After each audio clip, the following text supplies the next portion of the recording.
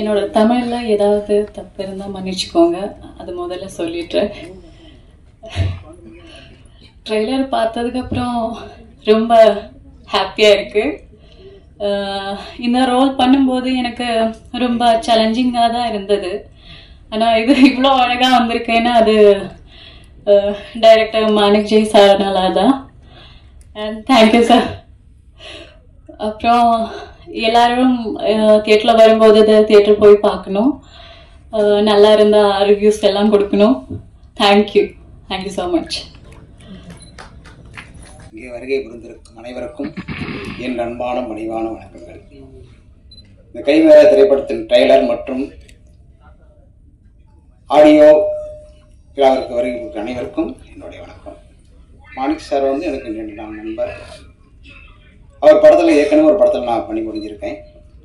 பரம்பு அப்படின்னு ஒரு படம் பண்ணாரு. அந்த படத்தில் நான் வந்து அப்பா கேரக்டர் பண்ணேன். அப்புறம் அதை தொடர்ந்து அடுத்த படம் பூஜையை போட்டார். பூஜையை போடும்போது மாணிக்கு எனக்கு அடுத்த படத்தில் என்ன கேரக்டர்னு கேட்டேன். இல்லைனா இந்த படம் வேணாம், அடுத்த படம் பண்ணிக்கலான்னு சொன்னார். ஏன் மாணிக்கு அப்படின்னு. இது உங்களுக்கு கொஞ்சம் கஷ்டமாக இருக்குங்கண்ணா அப்படின்னு. அப்படி நடிக்கிறதுக்குன்னு வந்துட்டோம், இதில் என்ன மாணிக்கு கஷ்டம், எந்த கேரக்டர்னா நான் பண்ணுறேன் அப்படின்னு சொன்னேன்.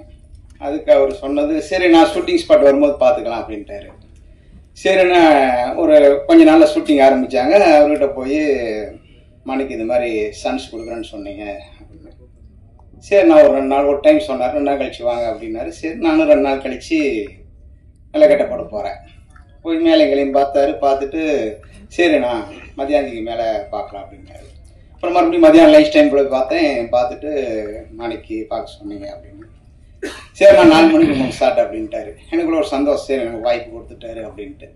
அப்புறம் 4 மணிக்கு போய் நின்று நல்லா டிப்டாப்பாக போய் நிற்கிறேன். மேக்கப்லாம் போட்டுக்கிட்டு போய் டிப்டாப்பாக போய் நிற்கிறேன். பார்த்தாரு, ட்ரெஸ் எல்லாம் கழட்டி வச்சுட்டு ஜட்டி எடுப்பாங்க இல்லை அப்படின்னாரு. என்னடா நம்ம யோசிக்கல நான். சரி நமக்கு வாய்ப்பு முக்கியம் அப்படின்ட்டு ஜட்டியோட போய் நின்று, இதுதான் உனக்கு கேரக்டர், இதான் சீன் அப்படின்ட்டு இந்த படத்தில் போத என்னை ஜட்டியோட தான் நடிக்க வச்சாரு. எனக்கு அந்த வாய்ப்பு கொடுத்ததுக்கு ரொம்ப நன்றி. வணக்கம். எல்லாருக்கும் வணக்கம். இங்கே வந்த அத்தனை பேருக்கும் வணக்கம். அப்போது என்னோட கோ ஆர்டிஸ்ட், அப்புறம் என்னோட டைரக்டருக்கு எல்லாருக்கும் வணக்கம். நான் இந்த கதைக்கு வர்றதுக்கு முன்னாடி டைரக்டர் மாணிக்கம் சார் கூட நடிச்சிருக்கேன். அவங்கள வந்து எனக்கு 13 வருஷமாக தெரியும், கிட்ட 13 வருஷமாக. அவங்க வெல் டேலண்டட், ஆனால் ரொம்ப ஹார்ட் ஒர்க்கு. அவங்க சும்மா உட்கார மாட்டாங்க, யோசிச்சுட்டே இருப்பாங்க. நாங்கள் ஏதோ ஒன்று பேசினா அவங்க எங்கேயோ எடுத்துகிட்டு போயிடுவாங்க கதையை. நான் என்ன கேட்டேன்னு மறந்துடுவேன். சரி சார், ஓகே சார் அப்படின்ட்டு போயிடுவேன். அதுக்கப்புறம் யோசிப்பேன் என்னென்ன பேசுனேன் என்ன அப்படின்ட்டு. ஏன்னா அவங்களுக்குள்ள அவ்வளோ திறமை இருக்குது, அவ்வளோ விஷயத்த யோசிக்கிறாங்க. இப்போ உள்ள ஜென்ரேஷனுக்கு என்னென்ன தேவையோ, மக்களுக்கு என்னென்ன தேவையோ, என்ன இல்லை, என்ன வரப்போகுது, இதெல்லாம் கம்மிங் ஜென்ரேஷனில் என்ன தேவையோ அத்தனையும் இப்போ யோசிக்கிற மென்டாலிட்டி நம்ம டைரக்டர் சார். அவங்க எனக்கு என்னோட படம் வந்துட்டு பருவம். அதில் எனக்கு சின்ன ஒரு ரோல், அவ்வளோதான். அதுக்கப்புறம் நம்பி எனக்கு திரும்பி கொடுத்தாங்க. எனக்கு ஆக்டிங்கே தெரியாத டைமில் எனக்கு ஆக்டிங்கும் கற்றுக் கொடுத்தது, எனக்குள்ளே இருக்க டேலண்ட்டு பார்த்து எனக்கு வாய்ப்பு கொடுத்த டைரக்டர் சாருக்கு எனக்கு கோடி நன்றி. அப்புறம் எனக்கு சுத்தமாக தமிழ் தெரியாது. இப்போ தான் இந்த 13 வருஷமாக அவங்க கூட இருந்து கற்றுக்கிட்டது தான் நான் எல்லாமே. ஸோ இப்படியே ஒரு ஸ்டெப்லேயும் அவங்க எனக்கு ஒரு விஷயம் கற்றுக் கொடுத்துட்டே இருக்காங்க. அவங்க எல்லா ப்ராஜெக்ட்லையும் எனக்கு ஒரு சின்ன ரோல் கொடுக்கணும்னு அவங்க யோசிக்கிறாங்க. ஸோ அதுக்கு நான் எப்போவுமே நன்றி கடன் இருக்கேன். அப்புறம் இந்த படத்தை பற்றி நான் சொல்லணுன்னா, இந்த படத்தை பற்றி அவங்க வந்து அவங்க ரஞ்சித் சார் சொல்கிற மாதிரி இது ஒரு அனிமல் படம். சார் சொல்கிறது மனுஷக்குள்ளே இருக்கிற ஒரு மிருகோட கதை, சரிங்களா? அது என்னன்னா, இப்போ எல்லாருக்குள்ளே ஒரு முன்னாடி பார்த்தா எல்லாரும் நல்லவங்களா தெரிவாங்க. அவங்க உள்ளுக்குள்ளே எவ்வளோ வந்து இது இருக்குன்னு அவங்களுக்கு தெரியும். கொடுமையான ஒரு கேரக்டர் உள்ளுக்குள்ளே இருக்கும். அது அவங்க கிட்ட வெளிப்படையே சொல்ல மாட்டாங்க, நடிச்சுட்டே இருப்பாங்க. ஆனால் சில ஒரு செர்டன் டைம்ல அது எப்பவுமே உள்ளுக்குள்ளே இருக்காது, அது வெளிப்படையே வந்துடும். அந்த ஒரு அழகான ஒரு காட்சியை சார் வந்துட்டு தெளிவாக புரிய வச்சிருக்காங்க இந்த கதையில. ஸோ அப்படிதான் மனிதங்களை யார் எப்படின்ட்டு ஜட்ஜ் பண்ண முடியாது. எல்லாருக்குள்ளே ஒரு மிருகம் இருக்கும். அந்த மிருகத்தை எடுத்து காட்டிருக்காங்க. இந்த படம் பார்த்து நீங்கள் வெளியில் வரும்போது உங்களுக்கே தெரியும் 100% நீங்கள் சாட்டிஸ்ஃபேக்ஷனாக இருக்கீங்க. அப்புறம் வந்துட்டு நம்ம ஹீரோ சார் பற்றி சொல்லி ஆகணும். அவங்க பார்க்கும்போது ஆக்சுவலி டேலண்டட், நிறைய டேலண்டடு. அவங்க கூட பேசும்போதே தெரியும் அவங்க இவ்வளோ டேலண்ட் இருந்து ஏன் இன்னுமே அவங்க க்ரோத் வரல, ஏன் இன்னும் அவங்களுக்கான ஒரு ஸ்பேஸ் அவங்க எடுத்துட்டு வரலன்ட்டு. பிகாஸ் அவங்க நல்லா நடிப்பு வரவங்களுக்கு நல்ல வாய்ப்பு கிடையாது. ஒன்றுமே தெரியாத திறமை இருக்கவங்களுக்கெல்லாம் இந்த இதில் வாய்ப்பு இருக்குது. ஏன்னா அவங்களுக்கு காசு பணம் பின்ன அதனால தான் எல்லாமே ரெஸ்பெக்ட் பண்ணுறாங்க. ஆனால் வாய்ப்பு இருக்கவங்க எப்போவுமே கீழே தான் இருக்காங்க. கிட்ட இந்த படம் இது எல்லாமே வந்து நம்ம ஸ்டார்ட் பண்ணது சார் மாணிக்கம் சார் வந்துட்டு என்றைக்கும் வந்து க்ரோ அப் ஆகிக்கணும். ஏன்னா அவங்க திறமை அவங்க கஷ்டம் மட்டும் தான் இங்கே வரைக்கும் கொண்டு வந்திருக்கு. காசு பணம் மற்ற எதுவுமே கிடையாது. ஸோ முடிஞ்சவளுக்கும் இந்த படமே தியேட்டரில் மட்டும் பாருங்க. முடிஞ்சவளுக்கும் எல்லாரையும் சப்போர்ட் பண்ணுங்க. மீண்டும் மீண்டும் நம்மள மாதிரி ஆர்டிஸ்ட்டுங்க, நம்மள மாதிரி கஷ்டப்படுற எல்லாருக்கும் நீங்க தெளிவா புரிவீங்க. ஸோ இதுதான் ஒரு genre. Thank you so much everybody. Thank you so much sir.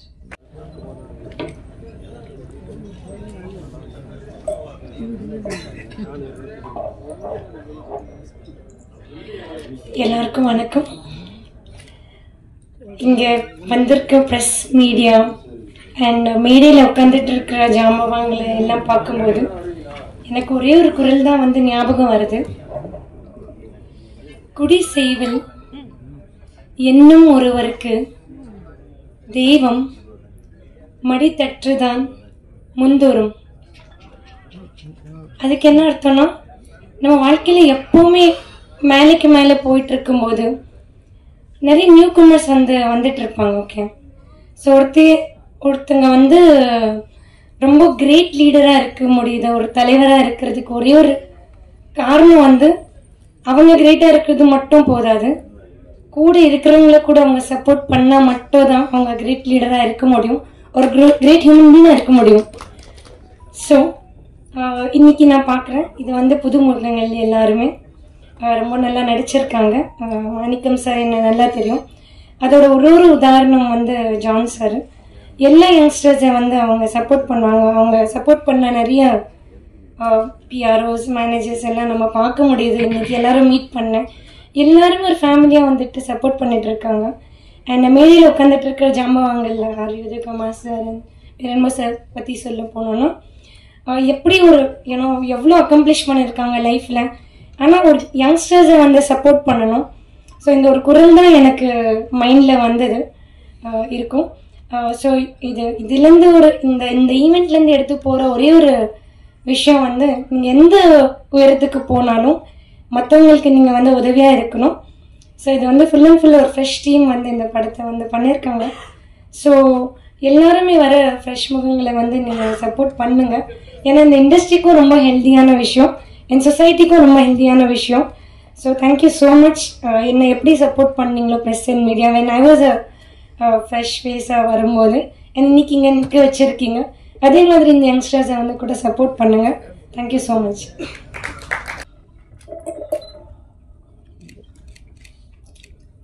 நமஸ்காரம்.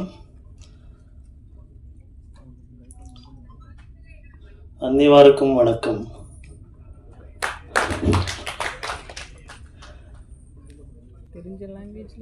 இந்த தினம் ஒரு ரொம்ப ஸ்பெஷலான தினம்.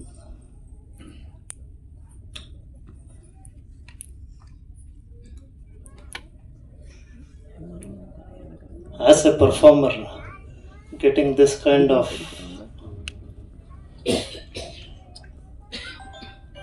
opportunity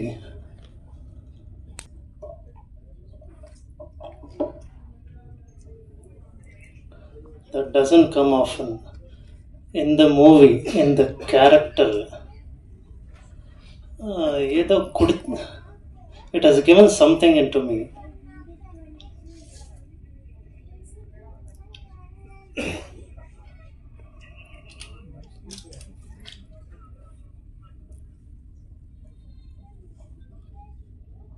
First day of the shoot till now,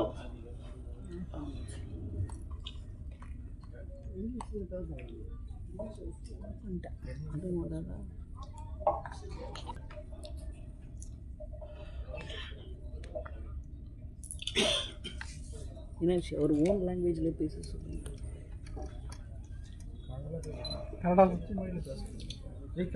Kannada பேசுங்க,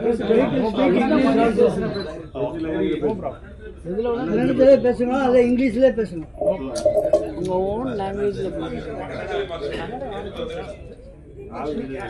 எங்களுக்கு மொழி பிரச்சனை.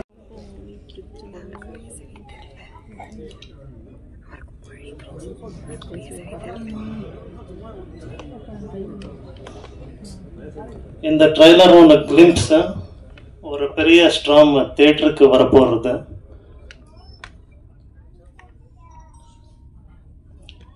After coming out of the theatre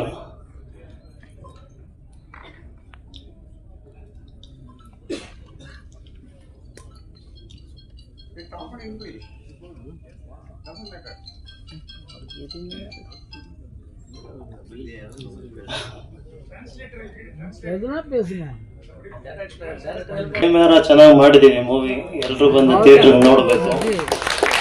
ತಮಿಳ್ನಾಡಿಗೆ ಬಂದು ಮಾಡಿದ್ದೀವಿ. ರೀಸೆಂಟಾಗಿ ನಮ್ಮ ಶಿವರಾಜ್ ಕುಮಾರ್ ಸರ್ ಇಲ್ಲಿಗೆ ಬಂದಿದ್ದರು. ಫಸ್ಟ್ ಕ್ಲಾಸ್ ಆಗಿ ತಮಿಳಲ್ಲಿ ಮಾತಾಡಿದ್ದಾರೆ. ಸೊ ನೆಕ್ಸ್ಟ್ ಸಿನಿಮಾದಲ್ಲಿ ನಾನು ತಮಿಳಲ್ಲಿ ಮಾತಾಡೋದಕ್ಕೆ ಟ್ರೈ ಮಾಡ್ತೀನಿ. ಸ್ವಲ್ಪ ದಿನದ ಮಟ್ಟಿಗೆ ಇನ್ನೊಂದು ಸಿನಿಮಾ ಈಗ ಆಲ್ರೆಡಿ ಪೂಜೆ ಆಗಿದೆ ಬೆಳಗ್ಗೆ, ಅದ್ರ ಬಗ್ಗೆನೂ ಮಾತಾಡಬೇಕು ಅಂತ ಅಂದ್ಕೊಂಡಿದ್ದೀವಿ. ಸೊ ಈ ಕೈಮೇರಾ ಅನ್ನೋದು ಒಂದ್ಸರಿ ನೀವು ಥಿಯೇಟ್ರಲ್ಲಿ ನೋಡಿದ ತಕ್ಷಣ ಆಚೆ ಬಂದ ಮೇಲೆ ಆ ಒಂದು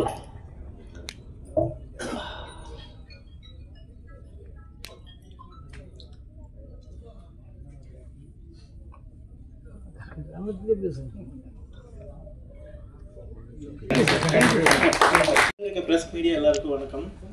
ஆக்சுவலாக இந்த படத்தில் மொத்தம் 5 சாங் இருக்குது. ஆக்சுவலாக இப்போ 2 தான் ப்ளே பண்ணோம். இன்னும் கூடிய சீக்கிரம் ரிலீஸ் ஆகிடும். 5 பாட்டுமே கேட்டுட்டு நீங்கள் உங்களோட ரிவ்யூஸ் சொல்லுங்கள். அதே மாதிரி படம் வந்து சயின்ஸ் த்ரில்லராக இருக்கும்.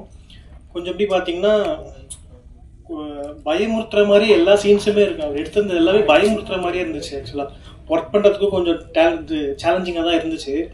இப்போ படம் நல்லா வந்திருக்கு. கூடிய சீக்கிரம் தேட்டரில் பாருங்கள். எல்லாம் தேட்டரில் பார்த்து ரிவ்யூ சொல்லுங்கள். தேங்க்யூ. எல்லாருக்கும் வணக்கம். நான் இந்த படத்தில் வந்து விஎஃப்எக்ஸ் அண்ட் டிஐ பண்ணியிருக்கேன். கேமராமேன் வந்து சூப்பராக ஒர்க் பண்ணியிருந்தார், டிஓபி. ஸோ நல்லா லைட்லாம் பயங்கரமாக பண்ணியிருந்தார். எனக்கும் ஒர்க் பண்ணுறதுக்கு இன்ட்ரெஸ்டாக இருந்துச்சு. நல்லா வந்திருக்கு. நீங்கள் கண்டிப்பாக என்ஜாய் பண்ணணும்னு நம்புகிறோம். தேங்க்யூ. இங்கே வந்திருக்கும் பத்திரிகை மற்றும் தொலைக்காட்சி நண்பர்களுக்கும் இந்த விழாவை சிறப்பிக்க வந்த சிறப்பு மற்றும் தலைமை விருந்தினர் அவர்களுக்கும் என்னுடைய வணக்கம். இந்த படத்தில் நான் வந்து மிக முக்கியமான ரோல் பண்ணியிருக்கேன். அந்த ரோல் வந்து எல்லாருக்கும் பிடிக்கும்படியாகவும் ரொம்ப ரசிக்கத்தக்கவாகவும் இருக்கும். உங்கள் எல்லாருக்கும் என்னுடைய ரோல் கண்டிப்பாக பிடிக்கும். ஒன்றும் இல்லை, சின்னதாக ஒரு பதட்டமாக இருக்குது. அங்கே சிங்கிள் கேமரா முன்னாடி நடிச்சிட்டேன். என்னை சுற்றி இங்கே இத்தனை கேமரா இருக்குது. உங்களெல்லாம் பார்த்தா ஏதோ நாங்கள் ஒருத்தர் நிற்கிறேன், நீங்கள் எல்லோரும் கையில் கன்று வச்சு நிற்கிற மாதிரி எனக்கு ஒரு ஃபீல் இருக்குது. வேறு ஒன்றும் இல்லை. அப்புறம் இந்த கைமேரா படத்தை பற்றி சொல்லணும் அப்படின்னா, இயல்பாக சாதாரணமாக மனுஷங்களுக்கு ஒரு சில மிருக குணங்கள் எல்லாமே இருக்கும்.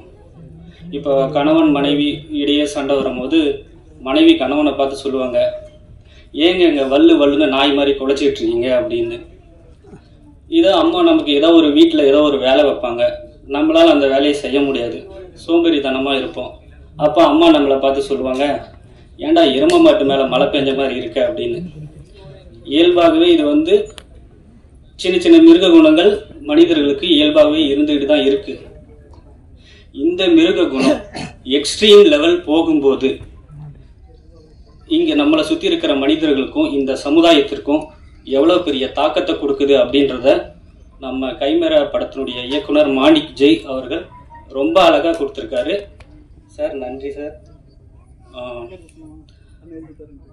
இந்த மிருககுணம் எக்ஸ்ட்ரீம் போகாத அளவுக்கு நம்மளோட மனித வாழ்க்கை இருக்கணும் அப்படின்ற விஷயத்த சொல்லியிருக்காரு. அப்புறம் மெயினாக இப்போ இருக்கிற யங் கேர்ள்ஸு, பெண்கள் வந்து ஒரு சில பெண்கள் நிறைய ட்ரக்ஸுக்கு வந்து ரொம்ப அடிக்ட் ஆயிட்டாங்க, போதை பழக்கத்துக்கு ரொம்ப அடிக்ட் ஆயிட்டாங்க. இப்போ பெண்கள் வந்து ஆண்களுக்கு இணைய போட்டி போட ஆரம்பிச்சிட்டாங்க. இங்கே வந்து ஆண்களும் பெண்களும் எல்லாருமே வந்து சமம் தான். இருந்தாலும் குடிக்கிற சில ஆண்களோட இல்லை ட்ரக்ஸ் யூஸ் பண்ணுற சில ஆண்களோட நாங்களும் பெண்கள் தான், நாங்களும் வந்து அவங்களுக்கு இணையாக தான் இருப்போம் அப்படின்ற மாதிரி போயிட்டு இருக்காங்க. ஆனால் இங்கே வந்து கர்ம வீரர் காமராஜர், அப்துல் கலாம் ஐயா, இவங்கள மாதிரி ஆண்களும் இருக்காங்க. ஏன் அந்த மாதிரி பெண்கள் இந்த மாதிரி ஆண்களோட ஏன் போட்டி போட மாட்டீங்க? ஒரு சில பெண்கள் இனங்க பெண்கள்னு மட்டும் இல்லை, ஆண் பெண் 2 பேருக்குமே போதை பழக்கம் மட்டும் இல்லை, மற்ற எந்த பழக்கமாக இருந்தாலும் அவங்களுக்கு மனம் பற்றின புரிதல் இல்லாததான் ஒரே ஒரு ரீசன், காரணம். அதுதான் இந்த மனம்னு சொல்லும் போது டக்குன்னு ஒரு சின்ன ஒரு கதை மட்டும் ஞாபகம் வருது. 2 நிமிஷம் சொல்லிட்டு போய் உட்காந்துடுறேன். ஒரு ஊரில் ஒரு ராஜா இருந்தான். அந்த ராஜாவுக்கு வந்து ரொம்ப ஒரு அடிமை இருந்தானா. அந்த அடிமை வந்து ரொம்ப அன்புமிக்க ஒரு விசுவாசி. ராஜாவுக்கு வந்து அந்த அடிமையோட அன்பு தாக்கம் தாங்க முடியாம, இவனுக்கு ஏதாவது ஒன்று பண்ணணும், இவனுக்கு ஏதாவது ஒரு நல்லது பண்ணணும், இவ்வளோ அடிமைத்தனமா இருந்தாலும் இவ்வளோ விசுவாசியா இருக்கான் அப்படின்னு சொல்லிட்டு அந்த அடிமையை கூப்பிட்டு, ஏப்பா நீ எனக்கு ரொம்ப விசுவாசமா இருக்க, உன்னுடைய அன்பின் தாக்கம் என்னால் தாங்க முடியல, உனக்கு என்ன வேணுமோ கேளு, நான் அதை செய்யறேன், உன்னுடைய ஆசையை நிறைவேற்ற, உன்னுடைய ஆசை என்ன அப்படின்ற மாதிரி அந்த ராஜா கேட்குறாரு. அதுக்கு அந்த அடிமை வந்துட்டு, ஐயா எனக்கு ஒன்றும் வேணாம் ஐயா, சாப்பாடு கொடுக்குறீங்க, இருக்க இடம் கொடுக்குறீங்க, கொஞ்சம் சம்பளமும் கொடுக்குறீங்க, அதுவே எனக்கு போதுமானது அப்படின்றாரு. இல்லை இல்லை, நீ அன்பு எனக்கு செலுத்துறதுக்கு நான் திருப்பி உனக்கு ஏதாவது பண்ணல அப்படின்னா உனக்கு நான் வந்து கடங்காரனா ஆயிடுவேன், உனக்கு நான் ஏதாவது பண்ணியே ஆகணும் அப்படின்ட்டு இந்த ராஜா என்ன பண்ணுறாரு, என்ன வேணும் நீ கேளு அப்படின்றாரு. இன்னும் இவரு கொஞ்சம் தயக்கத்தோட, ராஜா ஒரே ஒரு நாள் உங்களுடைய சிம்மாசனத்தில் மட்டும் உக்காந்து பார்க்கணும்னு ஆசை அப்படின்ற மாதிரி சொல்கிறாரு. அப்படியா, அவ்வளோதானா, இதுதான் ஆசையா? அங்கேருந்து அந்த படை தளபதிகள் அமைச்சர்லாம் கூப்பிட்டு இங்க வா, இவர் தான் இன்னைக்கு ஒரு நாள் முதல்வர், ஒரு நாள் இந்த சீட்டில் இவர் தான் இன்னைக்கு ராஜா, அவர் கட்டளையிட்டா அந்த கட்டளை வந்து யாரும் மீறக்கூடாது அப்படின்ற மாதிரி சொல்லிடுறாரு. அப்படியே தயக்கத்தோட போய் அந்த அடிமை வந்து அந்த சீட்டில் போய் உட்காராப்புல. அப்புறம் கொஞ்சம் நேரம் ஆகுது. நேரம் ஆனோன்னு, டேய் நல்லா உட்காரா அப்படின்னு அந்த அடிமை அந்த சீட்டில் உட்காந்து கால் மேலே காலை போட்டு நல்லா ஜம்முன்னு உட்காராரு. மறுபடியும் கேட்குறாரு, ராஜா இன்னும் ஒரே ஒரு ஆசை, என்ன? நான் உங்களுக்கு அடிமையா அன்பின் நிமித்தமா பக்கத்திலேயே இருந்தல, நீங்க ஒரே ஒரு நாள் அன்பின் நிமித்தமா அடிமையா பக்கத்துல நிக்கணும், அதை நான் பார்க்கணும்னு ஆசை அப்படின்னு. அவரும் பக்கத்துல இவ்வளோதான், நான் தான் நின்றுறேன் அப்படின்ட்டு டக்குன்னு நின்றுறாரு. நின்னோடனே கொஞ்சம் நேரம் ஆகுது. ஆனோடனே மறுபடியும் இந்த அமைச்சர் படைத்தளபதி கூப்பிட்டு, இங்க வா, இவரை கொண்டு போய் சிறையில போடு அப்படின்றாரு அந்த அடிமை. உடனே கொண்டு போய் அந்த சிறையில போட்டாச்சு. இன்னும் கொஞ்சம் நேரம் ஆகுது. அவரை கொண்டுட்டு அவர் செத்துட்டாருன்ற செய்தியை வந்து என்கிட்ட சொல்லு அப்படின்னு அந்த அடிமை சொல்லுது. அவரு அதே மாதிரியே, ஏன்னா இவரு தான் இன்னைக்கு வந்து முதல்வர், அதனால அப்படியே கொண்டு போறாங்க, அவரை கொண்டுட்டாங்கன்ற செய்தியை வந்து இந்த அடிமை கிட்ட சொல்றாங்க. ஸோ என்னன்னா, மனம்ன்றது நம்மளுடைய அடிமை, அது அடிமையா இருக்கிற வரைக்கும் நம்ம இங்க வந்து ராஜாவா இருக்கலாம். நம்ம அந்த பொசிஷனை இழந்துட்டோம் அப்படின்னா நம்ம மனசுக்கு அடிமையாயிரும். போன போக்கில் போனா நம்ம லைஃப் அவ்வளோதான். அதை வந்து அழகா ரொம்ப சொல்லியிருக்காரு நம்ம மாணிக் ஜெய் அவர்கள். இதுதான் தூண்டிலில் குற்றப்பட்ட புழு மீன் சுவைக்கணும்னு போனா எப்படி மரணத்தை தழுவுதோ, அதே போல விளக்கு வெளிச்சத்தால ஈர்க்கப்பட்ட விட்டில் பூச்சி விளக்க நோக்கி போய் எப்படி மரணத்தை தழுவுதோ, இந்த மாதிரி 1-2 புலன்களால பாதிக்கப்பட்ட புழுப்பூச்சிக்கே இந்த நிலைமைன்னா 5 புலன்களால ஈர்க்கப்படுற நம்ம மனிதர்களோட வாழ்க்கை என்னன்னு நம்ம கண்டிப்பா புரிஞ்சுக்கிட்டு கொஞ்சம் அவேரா இருக்கணும்.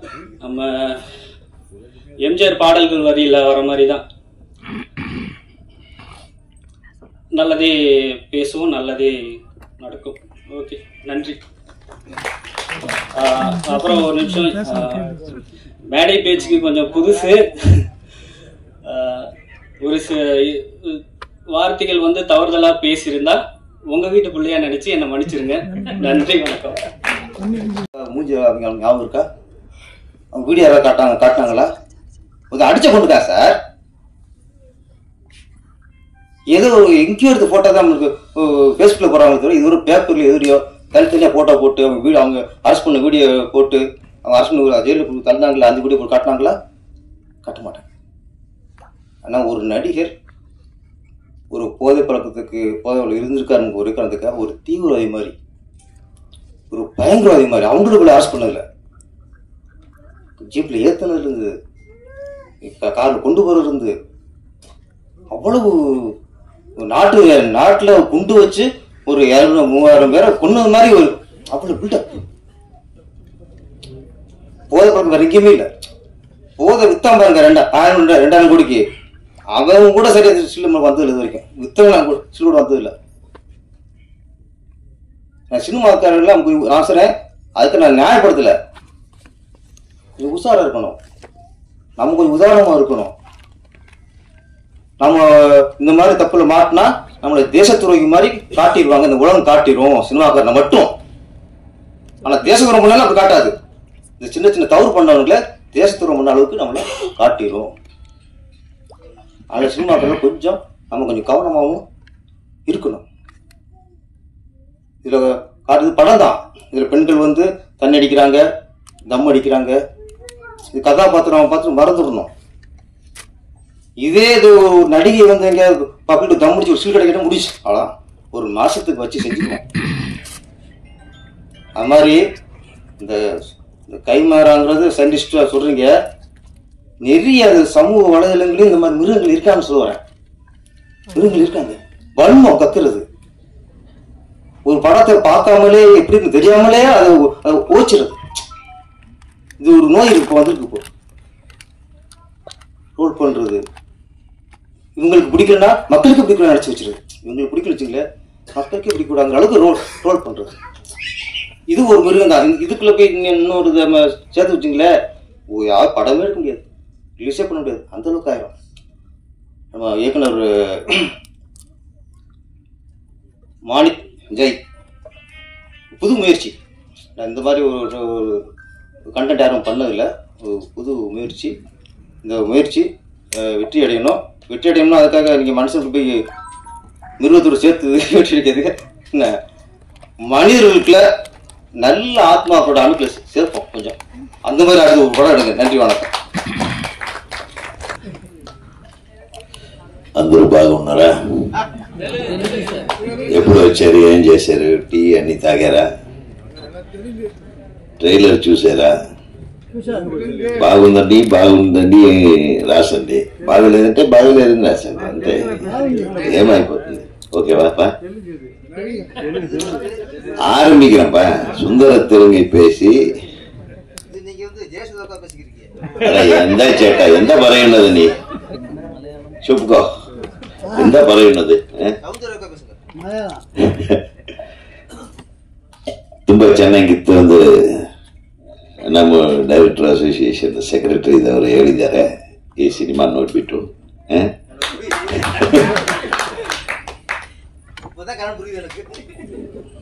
அதாவது மொழி ஒரு பிரச்சனையே இல்லை.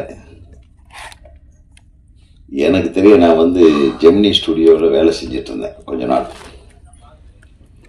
அந்த ஜெமினி ஸ்டுடியோவில் வேலை செஞ்சுட்டு இருக்கும்போது ஒரு நிகழ்வு, கன்னட இண்டஸ்ட்ரி 50வது ஆண்டு விழா, கன்னட சினிமாவோட 50th இயர் செலிப்ரேஷன். அதுக்கு ஜெமினியிலிருந்து யாராச்சும் ரெப்ரசன்டேட்டிவ்ஸ் போகணும்னு என்னையும் என்னுடைய நண்பர் இயக்குனர் ராஜா ரவி அவர்களையும் அனுப்பி வச்சாங்க ஜெமினியிலிருந்து. நம்ம வந்து ஒரு நல்ல ஒரு இம்பார்ட்டன்ட் சீட்டு கொடுத்தாங்க. அப்போ நான் டைரக்டர் ஆகலை. அப்போ போய் உட்கார்ந்துட்டு இருக்கும்போது யாருப்பா அந்த ஃபங்க்ஷனுக்கு வர்றாங்கன்னு பார்த்தா ராஜ்குமார் சார் வர்றாரு. அப்போ வந்து சிஎம் பேர், நல்ல பேர் மறந்துட்டான், கன்னட சிஎம், கர்நாடகா சிஎம் பங்காரப்பா முன்னாடி இருந்தார் அவர், ஹெக்டே, ராமகிருஷ்ண ஹெக்டே. ஆமாம், ஹெக்டே சிஎம். அப்புறம் சௌகர் ஜானகி அம்மா, அதுக்கப்புறம் வாணிஸ்ரீ, அப்புறம் ஆர்த்தி, விஷ்ணுவர்தன், அப்புறம் அந்த அந்த பட்டாளம் ஃபுல்லாக, அதோடு சேர்த்து நம்ம சூப்பர் ஸ்டார் ரஜினிகாந்த் எல்லாரும் மேடையில் இருக்காங்க. அங்கே வந்து பார்த்தேன் நான் இந்த மொழி பிரச்சனை வரும்போது எப்படி அதை ஹேண்டில் பண்ணாங்க அப்படின்றது நான் கண்ணாட பார்த்தேன். ஒவ்வொருத்தரும் பேசும்போது எல்லாம் கன்னடத்தில் பேசினாங்க. ஹெகடே பேசினார், மற்ற கன்னட நடிகர்கள்லாம் பேசினாங்க. அதுக்கப்புறம் ஃபைனலாக ராஜ்குமார் சார் பேசுறதுக்காக வெயிட்டிங்க. ரஜினி சார் பேசலை, அதுக்கு முன்னாடி இந்த அம்மா பேசுகிறாங்க. யார்? சவுகார் ஜானகி அம்மா வந்து அவங்க அழகாக கன்னடத்தில் ஆரம்பித்து தமிழில் பேச ஆரம்பித்தாங்க. ஒரே சவுண்டு விட்டாங்க. ஏய் நில்சு, ஏன் நீ தமிழில் மாத்தாத்தி கன்னடத்தில் மாத்தாடுவேன் பயங்கர ரகலை விட்டு அந்த அம்மாவை பேச உள்ள நிறுத்திட்டாங்க. அதுக்கு முன்னாடி சரோஜா தேவி பேசினாங்க. சரோஜா தேவி பேசி முடிக்கும் போது நானே எனக்கு ஜாஸ்தி வாய்ப்பு கொடுத்தது எனக்கு தமிழ் இண்டஸ்ட்ரி தான் அப்படின்னு சொன்னாங்க. அப்புறம் தான் இந்த சத்த ஆரம்பிச்சிட்டாங்க. இது வந்து மொழியை வந்து எதற்கு பயன்படுத்துகிறோன்றது தான். எந்த உணர்வை தூண்டுவதற்கு மொழியை பயன்படுத்துகிறோம். அந்த இடத்துல பெரிய ரகலை ஆயிடுச்சு. அந்த உணர்வை தூண்டி விட்டுட்டாங்க ஜனங்க. அப்படி இப்படி ராஜ்குமார் சார் வந்து நில்லுங்க நில்லுங்கன்றாரு. அவர் கையாட்டின உடனே கத்தி நில்லு. அவரு நம்ம கன்னடத்தில் பாட்டு பாடி அப்படின்றாங்க. அவர் அதெல்லாம் பாட்டு பாட முடியாது, நம்ம கூப்பிட்டுருக்கோம் தமிழ் ஆளுகளையும் சரி எல்லா லாங்குவேஜ்லேருந்து எல்லாத்தையும் நம்ம கூப்பிட்டுருக்கோம். நம்ம அவங்கள மதிக்கணும். அதே மாதிரி தான் நம்மளை அவங்க மதிக்கிறாங்க. அடுத்து ரஜினிகாந்த் அவர் மாத்தாடுத்தா இதார் அப்படின்ட்டார். எனக்கு உங்களுக்கெல்லாம் ரஜினி சார், நிறைய பேர்த்துக்கு ரஜினி சாரை பிடிக்கும், சில பேர்த்துக்கு பிடிக்காது, சில பேர் கமல் சாரை பிடிக்கும், அதெல்லாம் வேற விஷயம். என்னை வியக்க வைத்த ஒரு மனிதர். அப்போ பெரிய ரஜினி சார் ஃபேன் இல்லை. அப்போ ரஜினி சார் படம்னா விரும்பி பார்ப்பேன். அப்போல்லாம் நம்ம எல்லாம் சிவாஜி ஃபேன் தான். நான் ரஜினி சார் அன்னைக்கு பேசின ஒரு ஸ்பீச் இருக்கு பாருங்க, எக்ஸ்ட்ராடினரி ஸ்பீச். அது அவரே ஞாபகம் வச்சிருக்காருன்னு தெரியாது. என் மனசுல செம்ம கிளாப்ஸ். அவர் என்ன பேசியிருப்பாருன்னு நினைக்கிறீங்க? நான் சொல்றேன். கன்னடத்தில் பேசினார். கன்னடத்தில் பேசும்போது சொன்னார், நான் வந்து இங்கே கண்டக்டரா. அவருடைய கதையை சொன்னார். தேவர்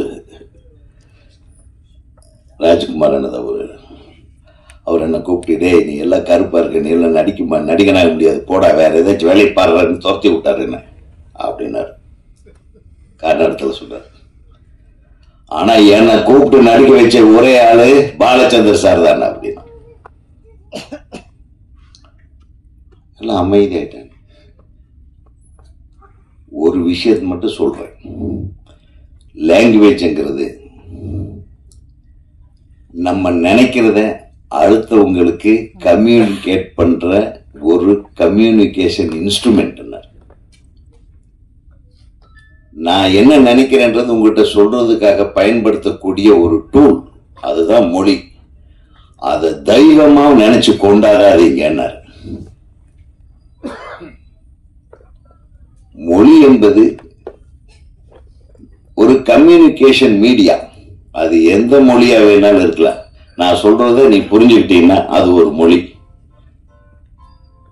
அது தமிழ்ல சொல்லி தமிழ்ல புரிஞ்சுக்கலாம், கன்னடத்துல சொல்லி கன்னடத்துல. இதை வந்து ஒரு தெய்வமா கொண்டாடி அதை ஒரு அபின் மாதிரி சாப்பிட்டு மொழி வெறி வந்து இது பண்ணணும்னு அவசியமே இல்லை அப்படின்னு பேசினார். ஆக உங்களுக்கு கன்னடம் எந்த அளவுக்கு உயர்ந்ததோ அதே மாதிரி நார்த்தில் ஹிந்தி பேசுகிற மக்களுக்கு ஹிந்தி பெருசு, தமிழ்நாட்டில் தமிழ் மொழி பெருசு அப்படின்னு அழகாக பேசி எல்லாத்தையும் அமைதிப்படுத்தினார். மிகப்பெரிய விஷயமா இருந்தது. இது எதுக்கு சொல்ல வரேன்னா, மொழியை வந்து ரொம்ப டீப்பாக எடுத்துக்கிட்டு நம்ம சண்டை போட்டுக்க வேண்டியதில்லை. மொழியும் மீறின ஒரு உணர்வு தான் கலை. இந்த கலைக்கு, அதுவும் குறிப்பா திரைப்பட கலைக்கு, மொழி ஒரு இடைஞ்சலாகவோ ஒரு தடங்களாகவோ ஒரு பிரச்சனையாகவோ இருக்கக்கூடாது. அது இருக்கல. 4 மொழி படங்களும், தமிழ், தெலுங்கு, மலையாளம், கன்னடம், 4 மொழி படங்களும் எடுத்த ஊர் தான் இந்த சென்னை. அதனாலதான் நம்ம எல்லா மொழிகளையும் சென்னைக்காரங்க மதிக்கிறோம், தமிழ்நாடு மதிக்கிறது. 4 மொழிகளையும் வளர்த்த பெருமை தமிழ் மொழிக்கு உண்டு. தம்பி சொன்ன மாதிரி அது எதிலிருந்து எது வந்ததுன்றதில்ல. 5, 6 அது நிறைய இருக்கு, அது சொல்லலாம். பட் நான் உதாரணத்துக்கு சொல்றேன். சினிமா துறையை பொறுத்தவரையிலும் ஒரு செட்ல கன்னடத்துல பேசுவாங்க, அதே செட்டு காலியாகும், அதுக்குள்ள தமிழ் நடிகர்கள் போய் அதே படத்தில் நடிப்பாங்க. அது தமிழ் மாற்றம். எத்தனை படங்கள் அந்த மாதிரி. ஒவ்வொரு செட்டு இங்க ராமராவ், அங்க எம்ஜிஆர், இந்த பக்கம் சிவாஜி சார், இந்த பக்கம் ராஜ்குமார், அந்த பக்கம் விஷ்ணுவர்தன், எல்லாரும் ஒன்னா கூடி கும்மி அடிச்சு எவ்வளவு அழகா இருந்ததுயா நம்ம சினிமா. இன்னைக்கு நம்ம பாக்குறோம் எல்லாமே சினிமாவே எங்க ஒரு கேரவனுக்குள்ள போய் ஒழிஞ்சிருச்சு. ஒரு கேரவனோட முடிஞ்சு போகுது ஒரு ஒரு கலைஞனுடைய வாழ்க்கை. அப்படின்னா எவ்வளவு கேவலமா இருப்பாங்க. முதல்ல அதுல இருந்து மீட்டெடுப்போம். கேரவனுக்குள்ள இருந்து இந்த சினிமாவை மீட்டெடுத்தாலே நமக்கு பெரிய சக்சஸ்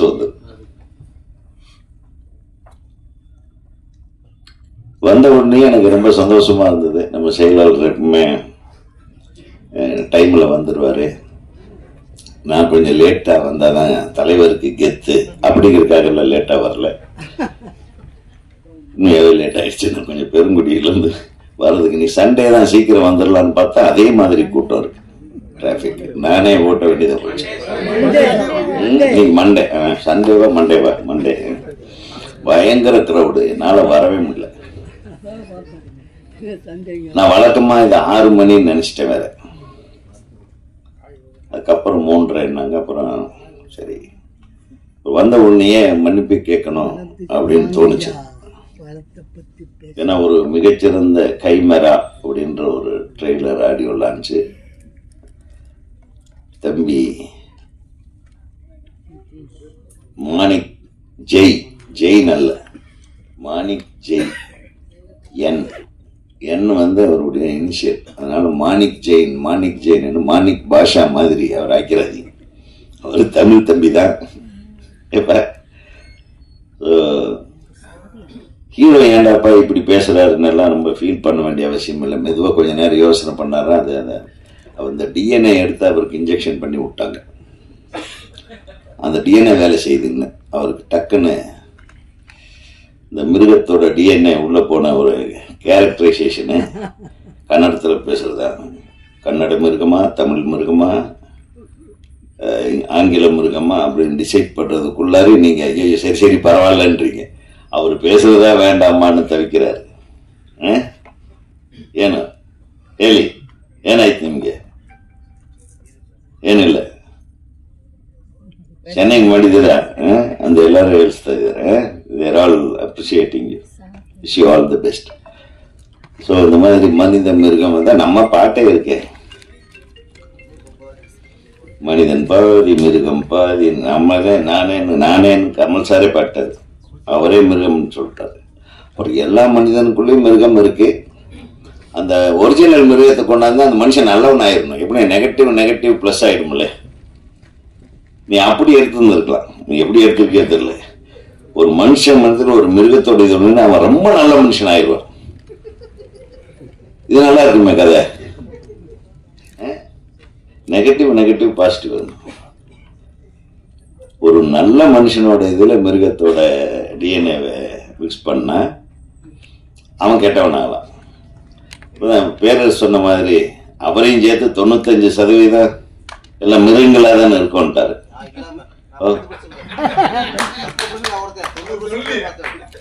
சரி, நான் அதுல எதுல இருக்கேன்? 90 ஸோ ஆக அந்த என்ன டிஎன்ஏ எப்படி வேணாலும் வேலை செய்யும், நல்லாவும் வேலை செய்யும், தப்பாகவும் வேலை செய்யும். ஏன்னா டிஎன்ஏக்குள்ள போய் டிஎன்ஏவை சேஞ்ச் பண்றதுன்னு, டிஎன்ஏவை வச்சு சேஞ்ச் பண்ணலாம். டிஎன்ஏவோட கேரக்டரை சேஞ்ச் பண்றது தான் வந்து அந்த டெக்னாலஜிக்கு பேர் வந்து என்ன சொல்லுவாங்க, மரபியல் மாற்றம். மரபியல் மாற்றத்தை மரபணு இல்லை, மரபியல், மரபணுவை எடுத்து மரபணுவையே மாற்றம் பண்ணது, மரபணுவை சேஞ்ச் பண்றது. அப்படி வந்தது தான் இந்த ஹைபிரிட் விதைகள் எல்லாம். அதை நல்ல விஷயத்துக்கு பயன்படுத்துறாங்க. இது வந்து இந்த மிருகத்துக்கிட்ட இருந்த இந்த மரபணுவை எடுத்து இதுக்குள்ள விட்டு ஏதோ பண்ணியிருக்கீங்க, அதில் மாட்டிட்டு இந்த பிள்ளைங்க எல்லாம் அவஸ்தைப்படுறாங்க போல இருக்கு. படத்துல நல்ல அழகான பிள்ளையை கூப்பிட்டு வந்து இந்த மிருகத்துக்கிட்ட விட்டு அவன் நல்லவனை மிருகமாக்கி கசாப்பு கடை மாதிரி. ஆக மொத்தம் இந்த படம் ரொம்ப சுறுசுறுப்பா இந்த ட்ரெய்லர் பார்க்கும்போது பெரிய இம்பேக்ட் கிரியேட் பண்ணியிருக்குன்னு எல்லாரும் ஃபீல் பண்ணாங்க. நான் உட்காந்து பேசும்போது செயலாளர் சொன்னார், மீரா கதிரவன் அவர்களும் சொன்னார். அதெல்லாம் உண்மையிலுமே பாராட்டுறேன் தம்பி. ஆக மொத்தம் எது எப்படியோ சின்ன படங்கள் எல்லாம் ஓடணும். இந்த மாதிரி முயற்சி எடுக்கிற படங்கள், ஒரு படத்தை எடுத்துட்டு ஒரு மனுஷன், ஒரு டைரக்டர் எவ்வளவு கஷ்டப்பட்டான்னு, கிட்டத்தட்ட 2.5 வருஷ காலம் கஷ்டப்பட்டிருக்கான் மீரா கதிரவன் அவர் எடுத்த படத்தை வச்சு. அவ்வளவு போராட்டம், சாதாரண விஷயம் இல்லை ஒரு படம் பண்றதுன்றது. நீ படம் பண்ணி முடிச்சிருது ஈஸி, அதை கொண்டாந்து வியாபாரமாக்கி இந்த போட்ட காசை எடுத்து ப்ரொடியூசருக்கு கொடுக்கணும்னு நினைக்கிறதோ, செலவு பண்ண காசை பிடிக்கணும்னு நினைக்கிறதோ ரொம்ப கஷ்டம்.